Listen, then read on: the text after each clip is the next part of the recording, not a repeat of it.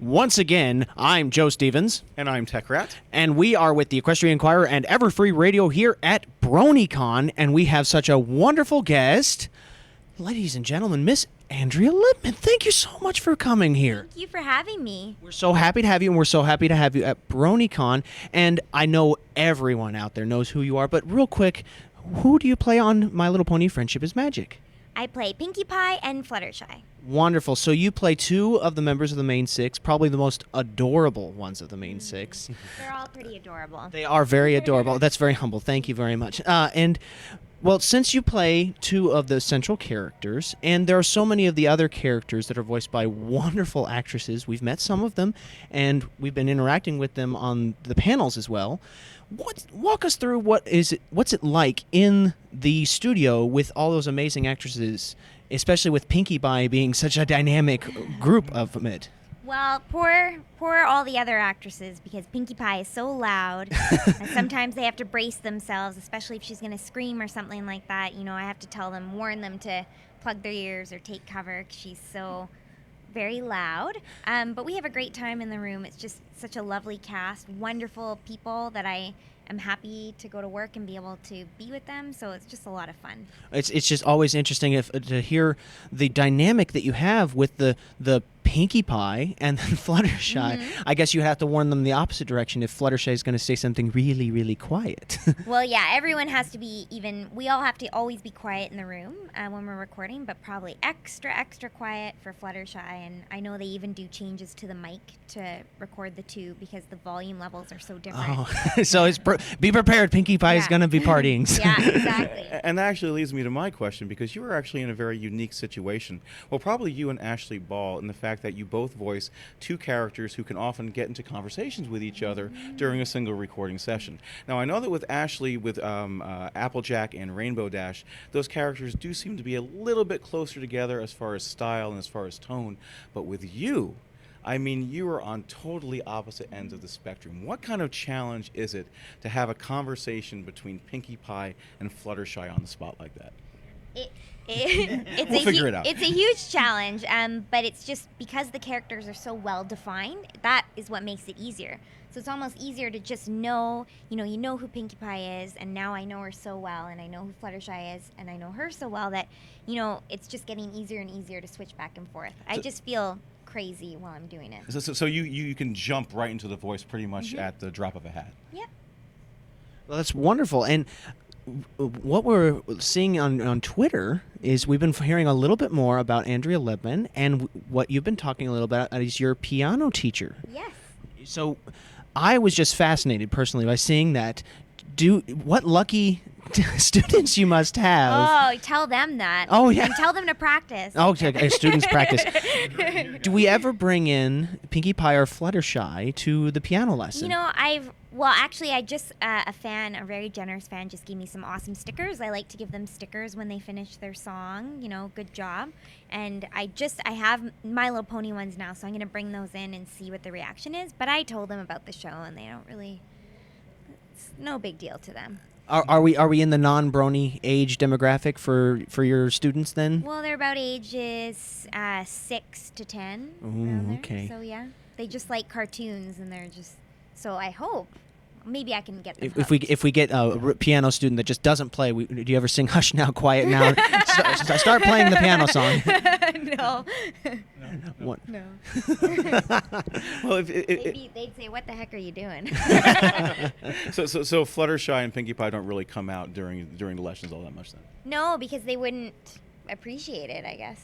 Okay, Yeah. Right. If you don't mind me saying so, is it something that I've noticed with you at the other conventions that you've been at? You seem to have a lot in common with Fluttershy. Aww. Actually, you seem like a very, very quiet, very, very reserved. And I just have to wonder, with all of this attention and all of this love from this humongous community, what has that been like for you? How have you been handling that kind of attention? Well, I'm just turning into more and more of a diva. Wonderful. You've been hanging around with Tara too long, I think. No, well, I take that as a compliment when people say that I'm like Fluttershy. I'm definitely not shy, but I guess I am, I try and choose my words carefully, and Yeah, but I do take that as a compliment, so thank you. Oh, thank you. Thank you very much. Wonderful. Well, it must be so much fun to play Pinkie Pie and Fluttershy. What is there some particularly fun moments from either season 1 or season 2? I guess we can't really talk about season 3, but from season 1 or season 2, was there any particularly fun moment that maybe Pinkie Pie instigated? Oh, I mean, there's tons of fun moments. I mean, we were trying to explain it just now in the panel, and it's really hard to, I guess, transfer that back to the audience and let them know. And, you know, it's kind of like inside jokes, joking around, right? So when we try and explain what we're laughing about, like, for example, Kathy was saying that she's always, you know, singing Christmas carols even when it's not Christmas. You know, that's just one thing, but it's hard to, I mean, we're just all goofs, but... Wonderful. Well, and that does bring up an interesting situation with having the different actresses in the room. With Tara Strong being such a major, she is one of the major characters, not being present, do you have a stand-in in the recording itself, and how's that work? It's, yeah, there's always a stand-in if there's someone missing, and for Tara, we always have someone reading Twilight Sparkle's lines, and it's just whoever, like, you know, if I have a script where there's going to be tons and tons of Pinkie Pie lines, then I won't be the one to do it that day. So it's usually maybe whoever has the least amount of dialogue, it makes sense for them to just read her in. So you, get the flow going. So you would trade off between yourself and Ashley Ball or maybe Kathleen Weisler? Yep. It must be fun. So you've read other characters' lines during recording sessions as well? Yeah, whenever you're working on a show, if there's someone not there, you need someone to read the lines because you need that dialogue to keep the story going. So, yeah. Well, that's wonderful that we get to see Twilight and all those things. I think that Tara was saying earlier, no one can read Twilight and all that. No, oh, yeah. I mean, when we're reading, we're just reading, you know, probably in your natural voice. You're not trying to replace her. It's just to get the feel of what's going on in a scene. Wonderful. Yeah. Now, there are a lot of songs in the My Little Pony. Now, real quick, you sing, but only for one character. Well, I sing always for Fluttershy, and I sometimes sing for Pinkie Pie. And which instances were you singing with Pinkie Pie, and which instances were you? Is it the long songs that? I couldn't name them all off the top of my head. So sometimes you'll actually record a song in the studio, and then they'll maybe switch it out later on? Nope, they just decide beforehand who's going to be singing, and they just let you know, and then you do your job. And do you know what the decision process is behind which songs they want you to sing as opposed to somebody else? Nope. Well, I know one episode in particular makes me think of Pinkie Pie especially, was the Smile, Smile, Smile song. There were many songs in that episode. Yes. Which ones do you recall singing? You're really putting me on.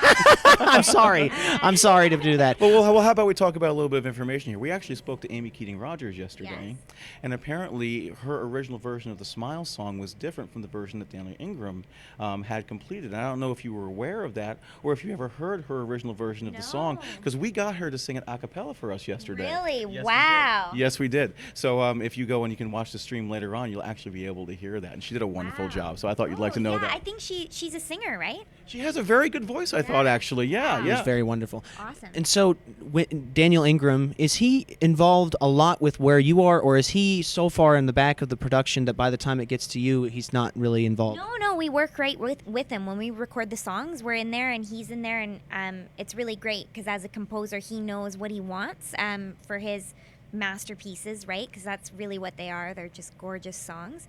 And he's in there, and we're working with him, and you know, he has a vision, and yeah. Wonderful. There are so many wonderful, talented people out there. And again, thank you. We're about out of time, but before we go, I want to just ask, is there anything that you can say to the Bronies? The Bronies love you so much. We love Pinkie Pie. We love Fluttershy.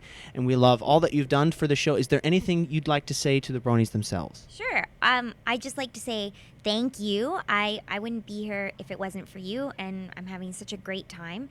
And I love meeting you in person. It's wonderful to hear your stories, and I love it when you contact me on Twitter. It's really fun, and thank you for watching the show. I wouldn't be here if it wasn't for you. Well, thank you Wow. very much, Andrea. It was wonderful meeting you. Yeah, thank you so much for having me. Not a problem. Thank you for taking the time. We appreciate it. My Thank pleasure. you. All right, once again, for the Equestria Inquirer for Every Free Radio, I've been Tech Rat. And Joe Stevens, thank you.